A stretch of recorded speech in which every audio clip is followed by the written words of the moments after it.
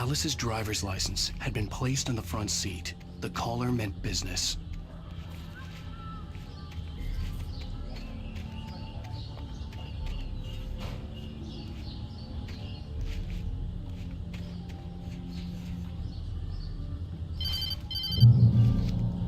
Barry? Ow! Ow! Thank God! Where the hell have you been? I've been trying to reach you for a week, you and Alice.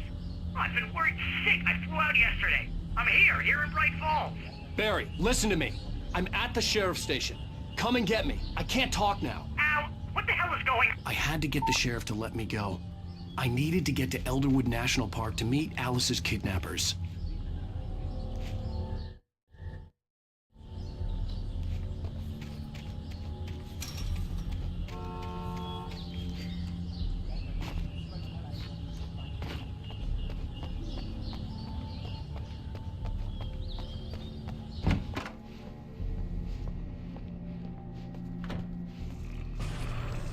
A writer is a light that reveals the world of his story from darkness, shapes it from nothingness. The way a sculptor carves a statue from a block of granite. If I stop, the world I'm making dies. Darkness will reclaim it. It's a long, hard journey into the dark. Alice's life is at stake, but I can't think about that, or I'll lose it. The dread lingers at the edge of perception. I'll push on. Anything is possible here. I'll write the story. I'll save her.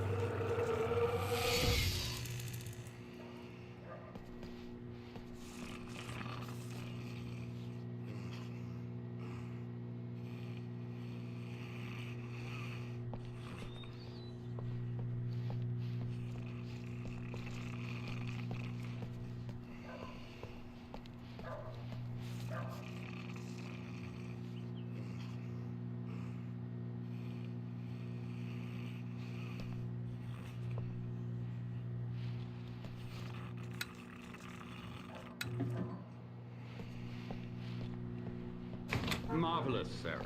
I just wanted to settle all the damage the Anderson brothers might have inadvertently caused on their recent and regrettable little outing. They are not accountable for their actions, of course. I can assure you that my staff has been reprimanded.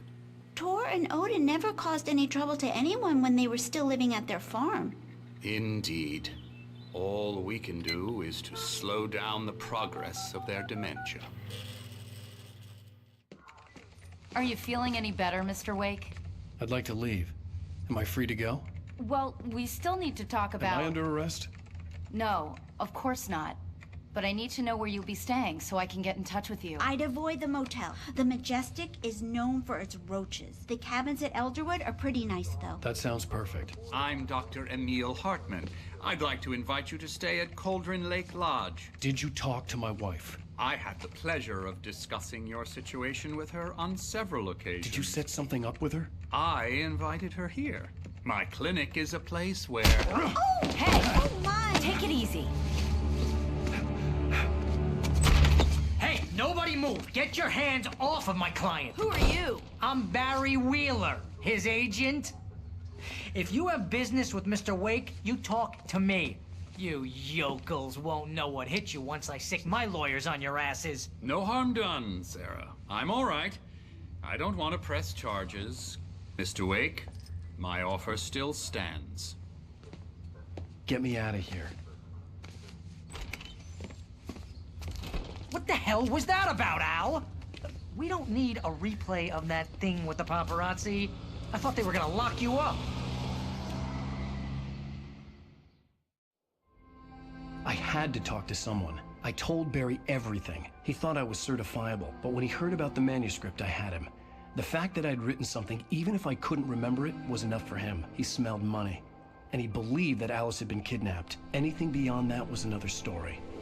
I had a midnight appointment with the kidnapper in a place called Lover's Peak, somewhere in Elderwood National Park.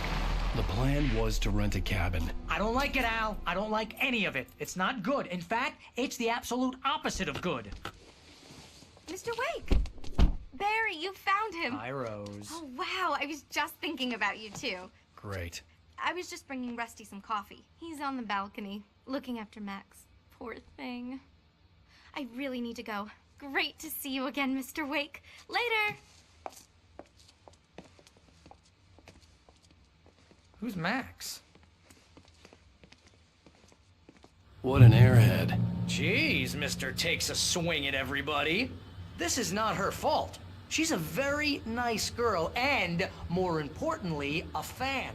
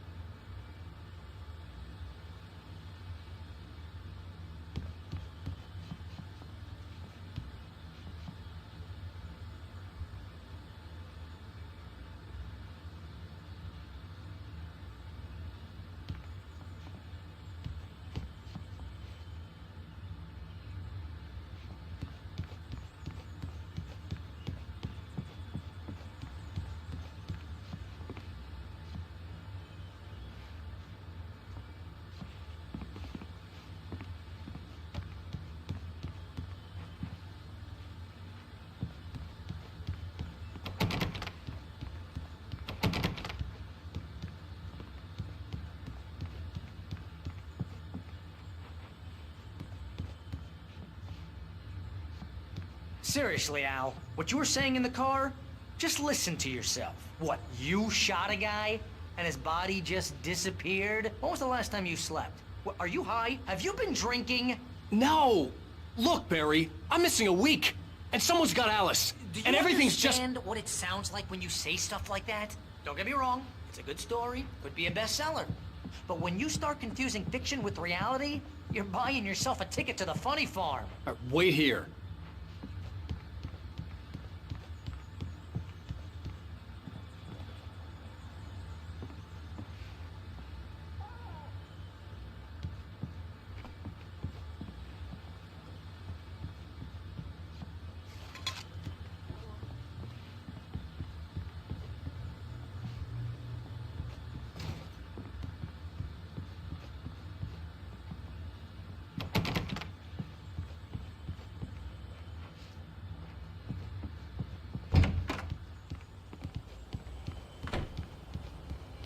Easy there, boy.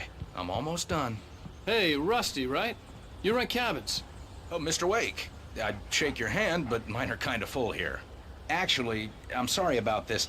Would you mind grabbing the registration form from the desk? It's just across from Bucktooth Charlie. Okay, sure. Seriously, Al, you can't just go and meet a kidnapper. Those situations always end up in disaster. You gotta talk to the cops. She's my wife, and it's my call. Can we talk about this later? No, this whole thing, listen, you hit your head. I mean, geez, Al, come on. You gotta understand how crazy all this sounds. If you're trying to pull a joke on me, freak me out, it's working. Ha ha, let's have a laugh on Barry. Well, you had me going there real funny, Al. You can quit it now.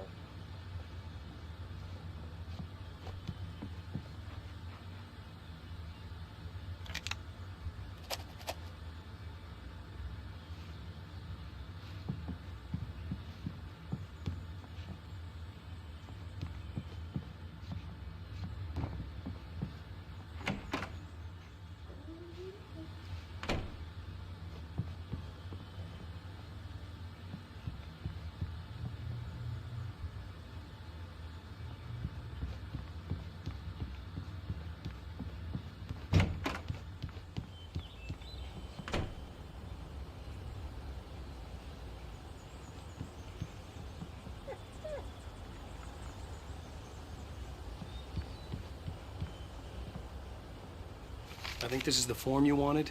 And here are the keys. Okay, you're all set, Mr. Wake.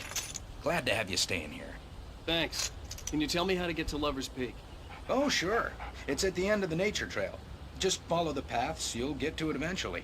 It's an easy walk. Nice spot, too.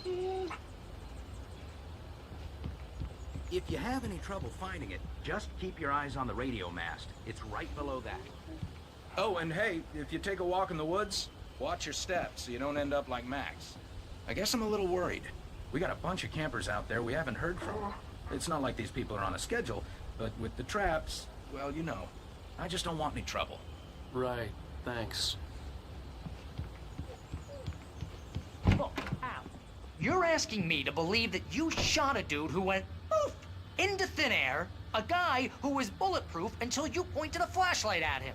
You hear that from people who end up spending time in padded rooms, strapped to their beds, wearing white shirts with too long tangled up sleeves, and eating a healthy diet of pills. Al, you make cruel jokes about people who believe that kind of stuff. You're the skeptic. You gave me an hour-long lecture on homeopathy last month. What was it? If there's no proof, it's pure bullshit. Period. Guess the laugh's on me then. Al, come on! I mean, okay. Okay, maybe something weird happened to you, okay? Well, thanks for the heartfelt vote of confidence. All I'm saying is you gotta throw me a bone here, bestseller. What would you think if it was me? There's no way you should be going out at midnight with a gun. No one asked you to come here, Barry. Either work with me on this or go straight back to New York. Your choice.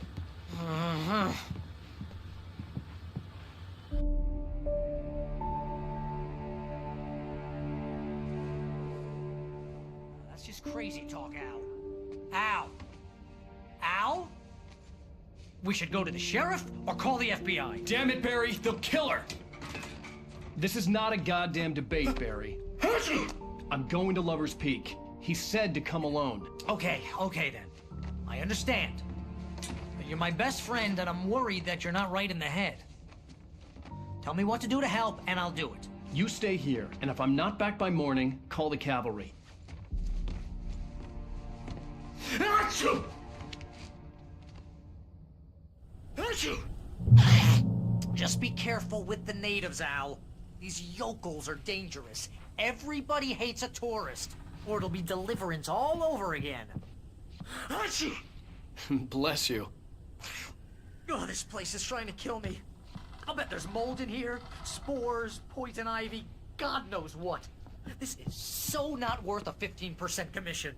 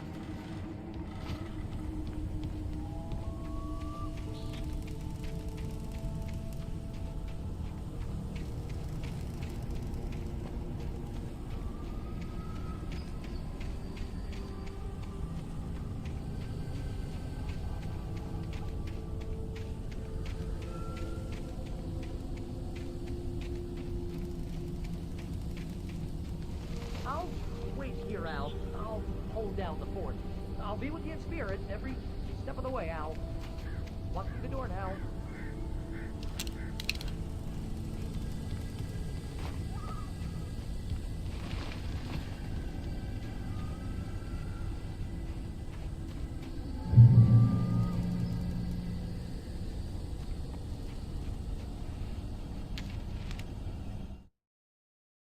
Barry had never gotten along with Alice, but he knew Alan loved her with an almost frightening intensity. And now something had happened to Alice. And here was Al armed with a gun and saying things people got put in padded cells for. It was as if his friend had experienced a massive psychotic episode and was now totally disconnected from reality. It scared the shit out of Barry.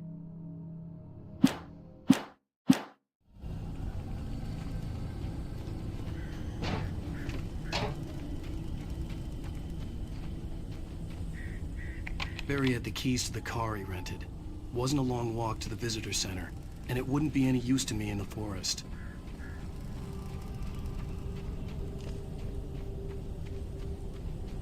I knew I should have gone to the cops.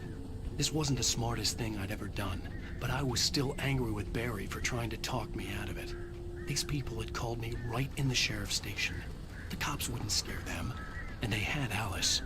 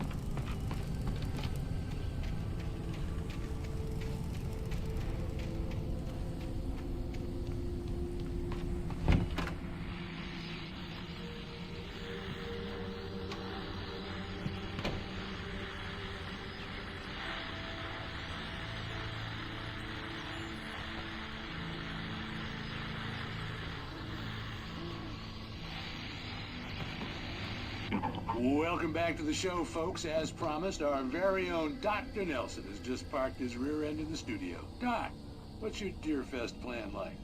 My plan? You make it sound a lot more organized than I ever seem to manage.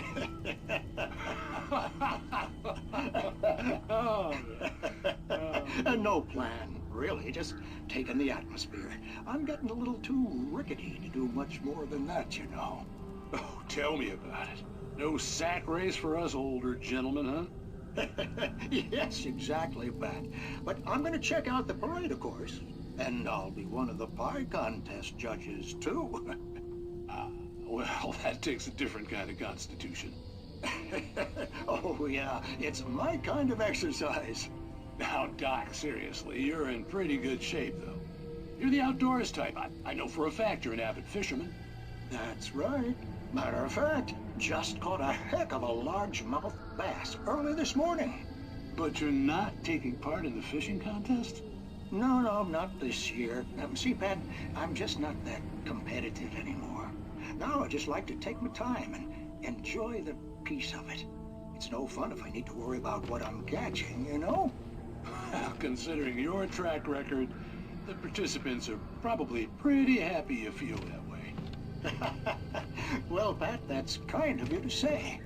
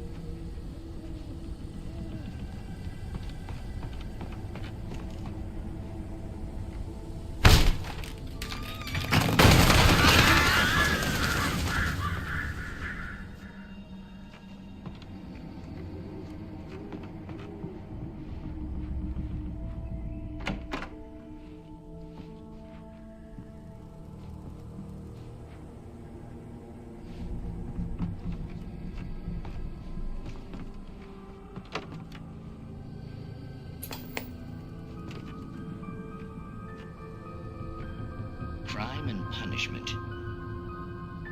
The cancer and cure of civilization. But some crimes are impossible to punish, especially in Night Springs. Tonight's episode, The Man in the Mirror.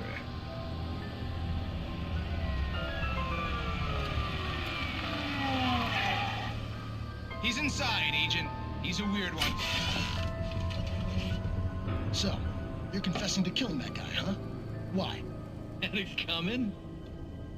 Yeah, but why would you do that? I mean, you're a nice guy. Normal. Took a kid to a soccer game. So how come at the game, you pick a guy and, quoting from the arresting officer's report here, assault the victim's head area repeatedly with the weapon of choice being a pair of bare fists? Wow, that sentence really flows, huh? Maybe you're not the literary type. Okay, so you mess him up. But why? Who was that guy? We couldn't ID him. Why would a guy like you do him like that? I didn't like his face? Well, you must have hated it, because you really went to town there. I mean, there's no way to tell what he looked like. No ID on him either. That must be difficult. But then we ran the fingerprints. Got a match. Your prints. Identical.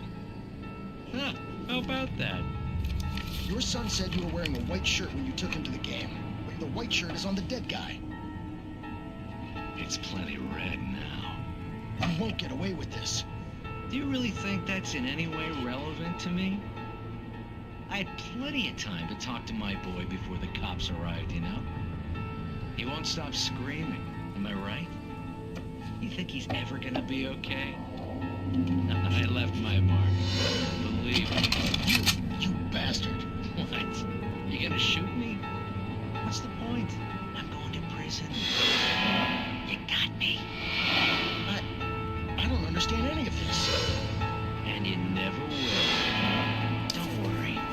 Maybe you'll see me again, Agent. Maybe in the mirror.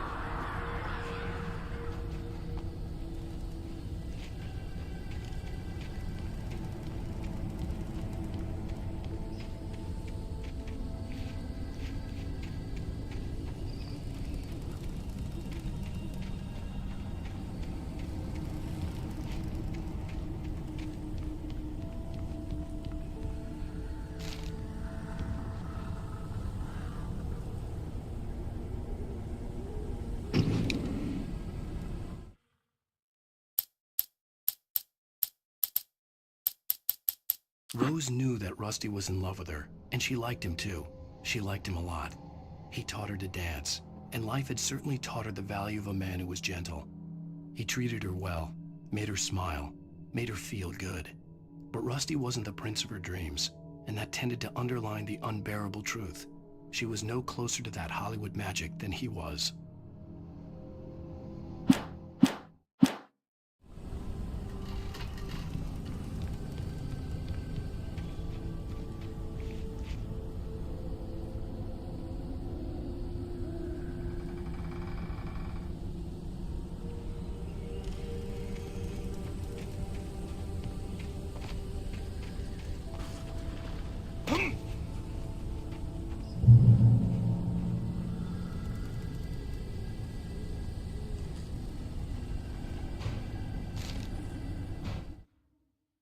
The air in the visitor center was heavy with an awful smell, as if some rotten drowned thing had crawled up from its grave.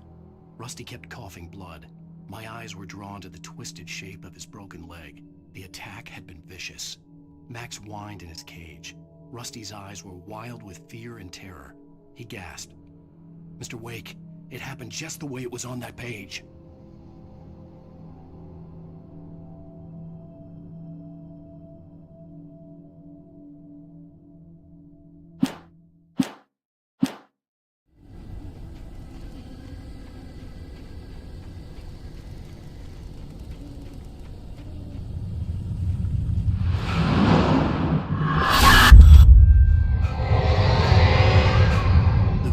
Left me weak.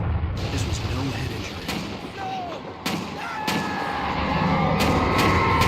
Rusty, damn. Rusty, hang on! I'm coming! Please, help me!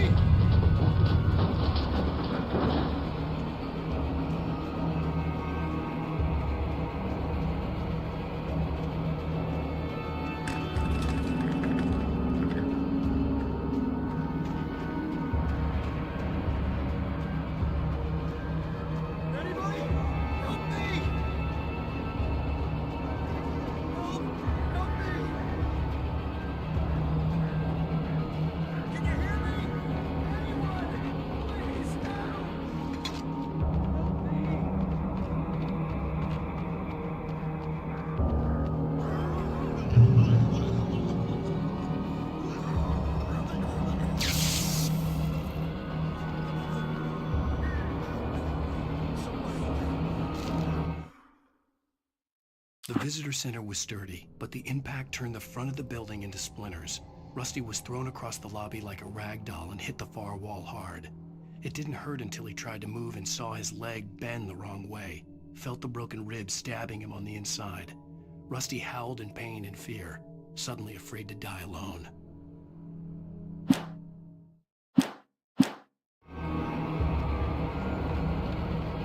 The ranger's office was locked. I'd need a key to get in.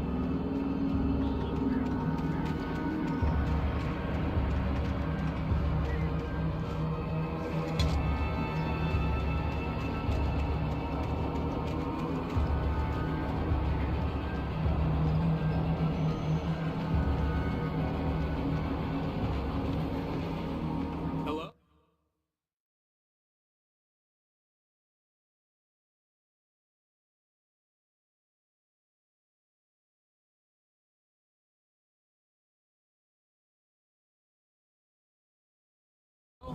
Back here! I'm back here! Hey, please help me!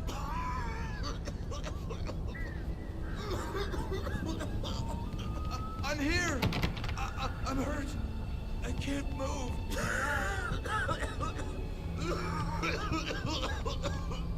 Please help me! Mr. Wake? Oh, hell. It happened just the way it was on that page. I found came true. It knew. So dark. It'll come back for me. You must... The lights. In the office. I have the key. Okay, Rusty. Hang on. I'll be right back. Whatever did this couldn't be far. Rusty had found a page from the manuscript. It would help me understand what had happened.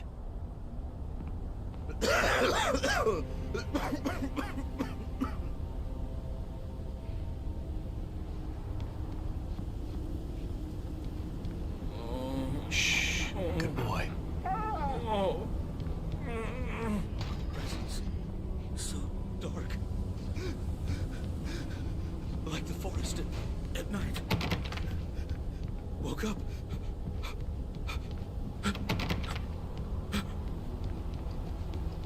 It'll be back. I know it will. It hasn't finished with me. The only way to make sure that Rusty was safe was to get the power running and the lights back on.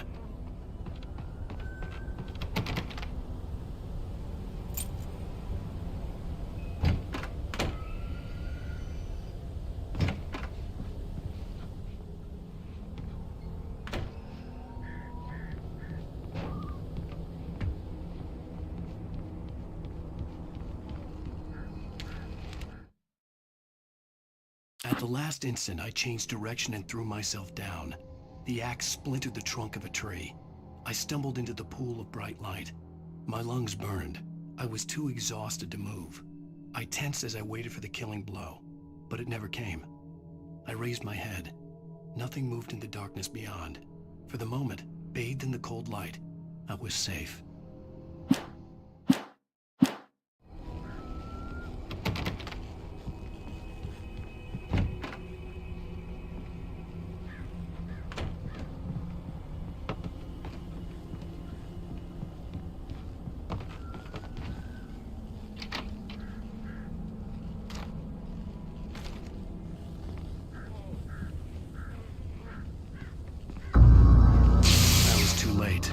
Someone had destroyed the circuit breaker.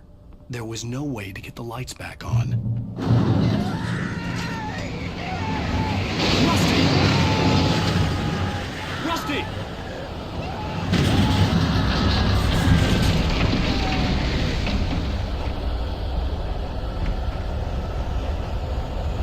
The ground was covered with oily patches that looked like liquid darkness.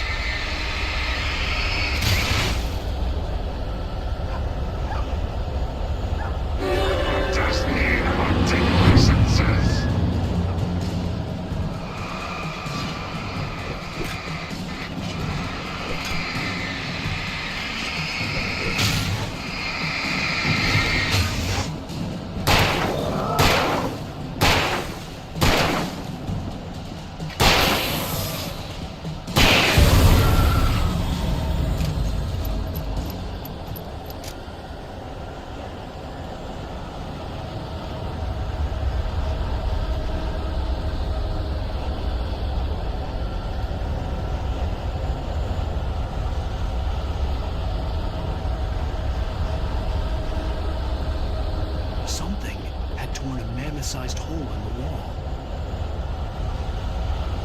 Please don't feed the animals. Fishing is only permitted for those visitors who purchase a park fishing license.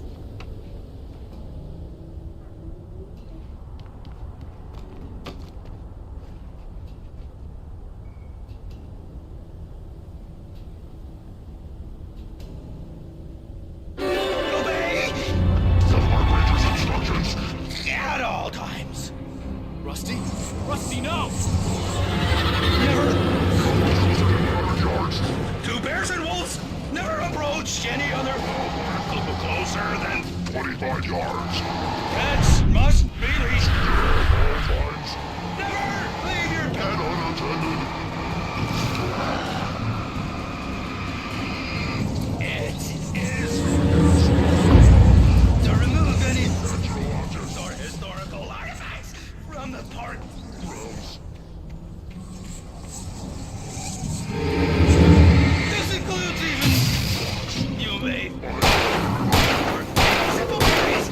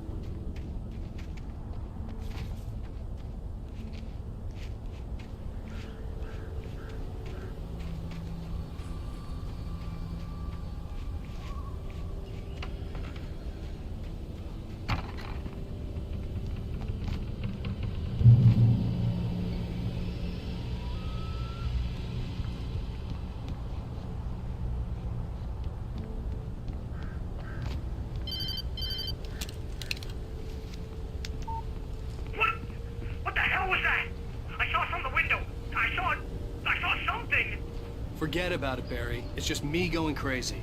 Oh, jeez. Oh, jeez. You're not crazy. I wish you were crazy, but you're not crazy. Ow, be careful. Stay in the cabin. Don't open the door for anyone. I mean it.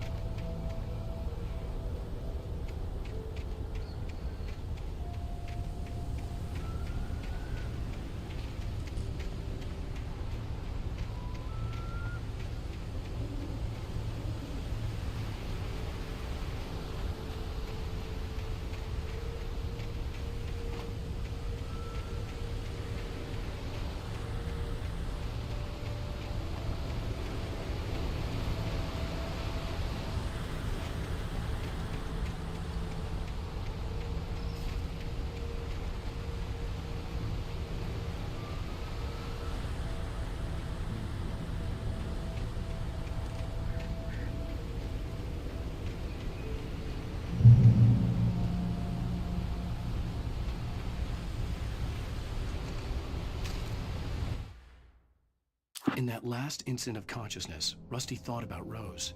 He was older than she was. Rose was barely out of her teens, but she made him feel young and forget what a train wreck his long-dead marriage had been. He still wore the ring. He'd been waiting for her to tell him to take it off.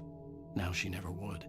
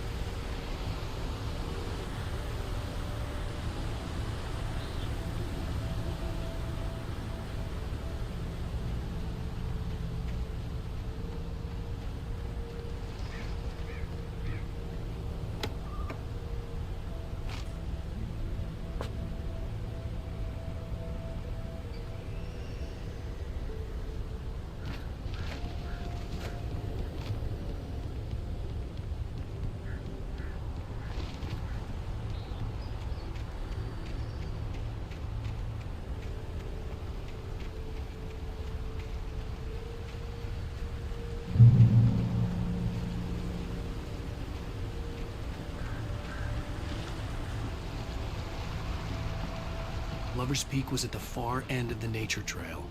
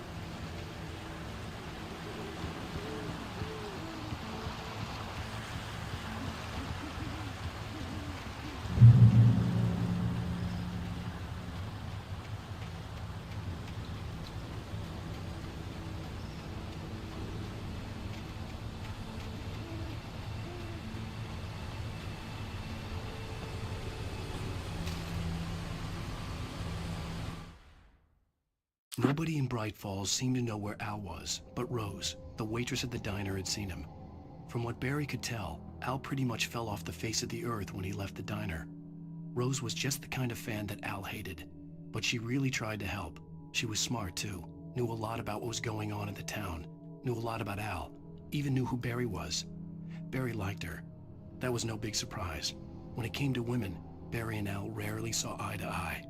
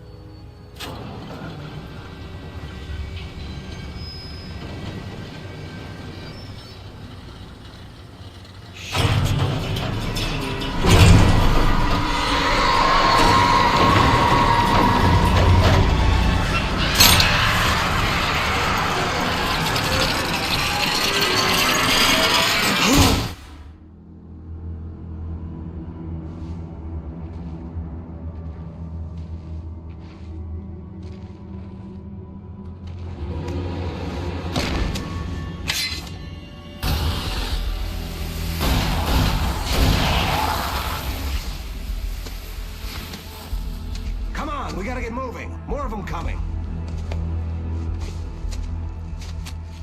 That flashlight's kid stuff. The flares will keep the bastards away.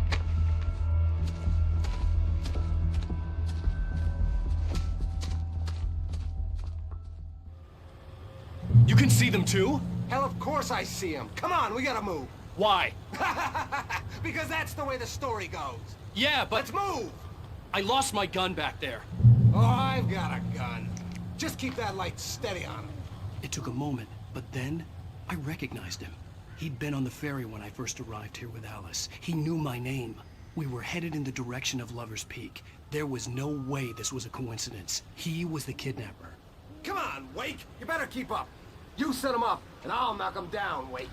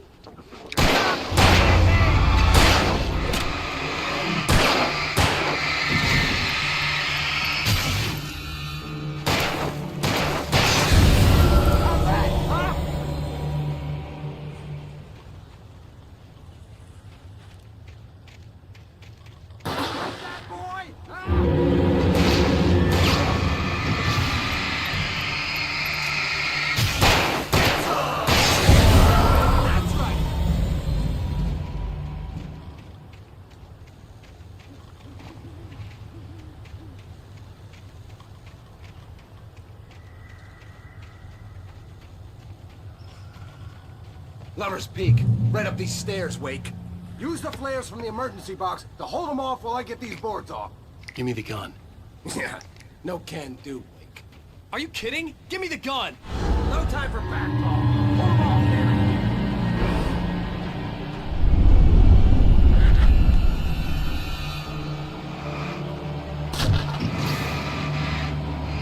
Just a little longer. Scare them off.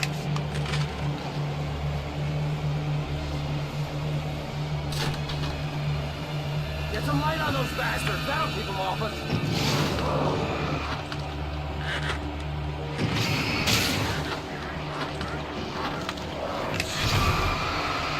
Just a little longer. I almost got it.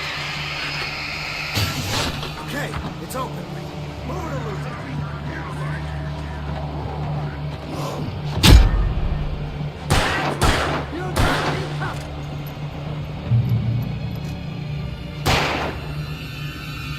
Oh, you feeling better now, Wake? All cozy and safe.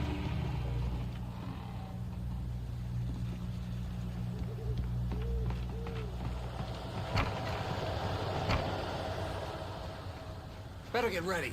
They'll be on us soon.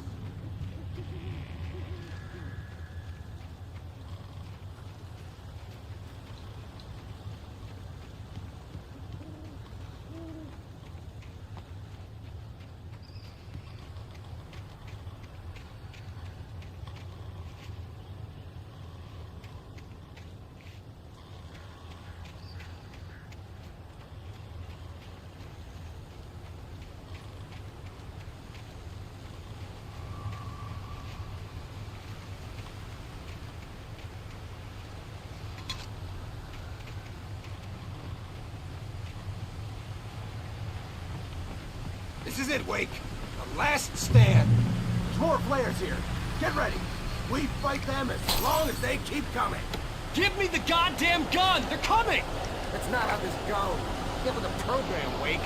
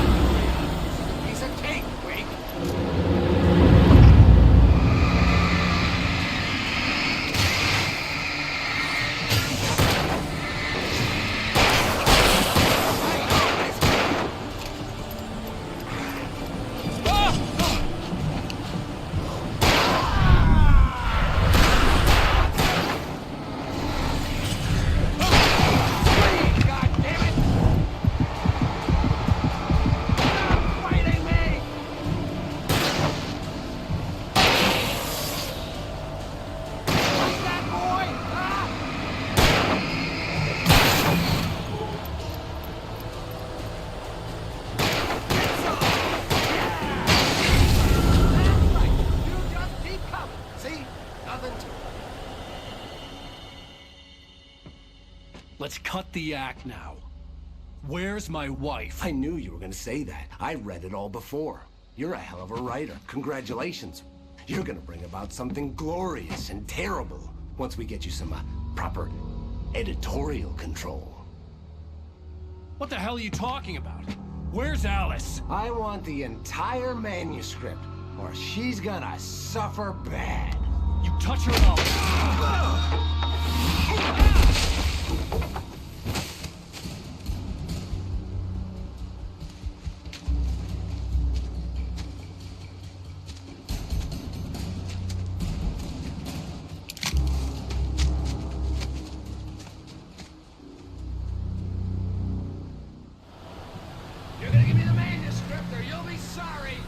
No! Come back here! I swear I'll kill you if you hurt Alice! Do you hear me? Come back here! He had Alice, and he wanted the manuscript because he thought it held some magical power. But I had no manuscript to give him. I had to get back to Barry and figure out my next move.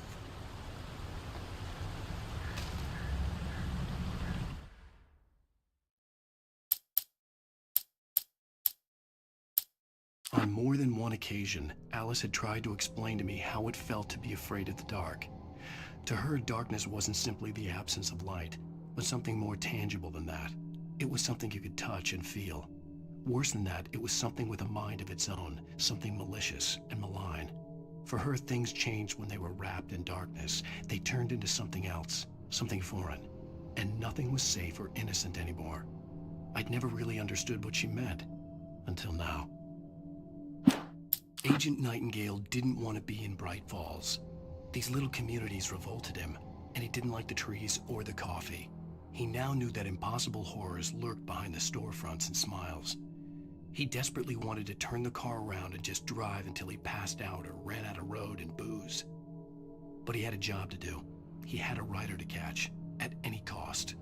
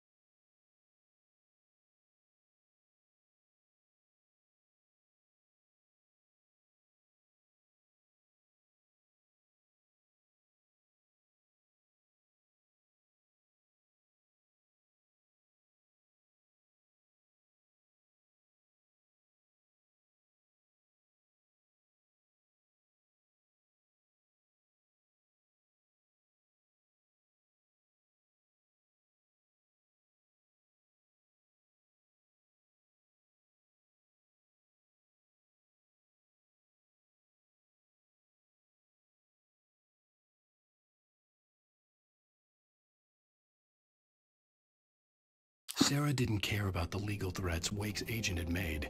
She let Wake go without argument, because there was something about him she couldn't quite put her finger on, something that reminded her of her father.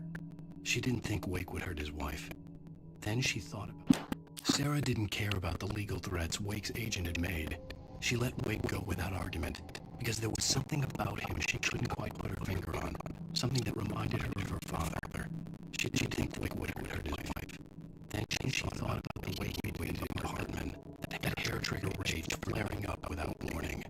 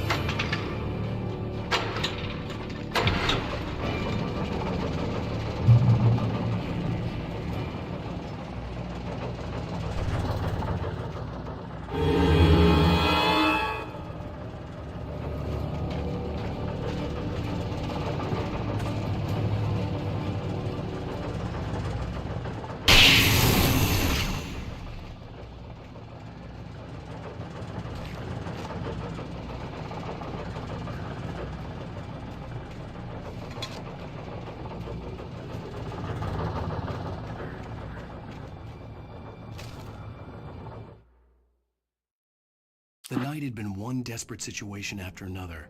I was exhausted, and my body felt as though it had been chewed up and spat out. The flashlight was heavy in my hand, and each pull of the trigger sent a painful shock up my arm. But I was finally out of the woods, and things were looking up.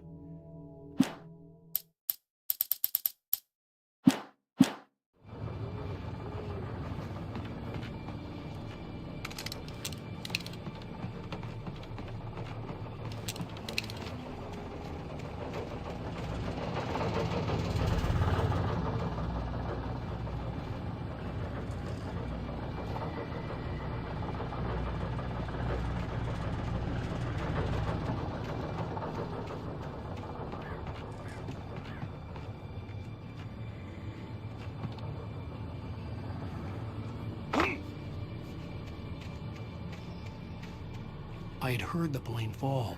It made no sense. It was clear that it had just fallen here. It was very old and obviously hadn't flown in decades. Looking at it sent a shiver down my spine.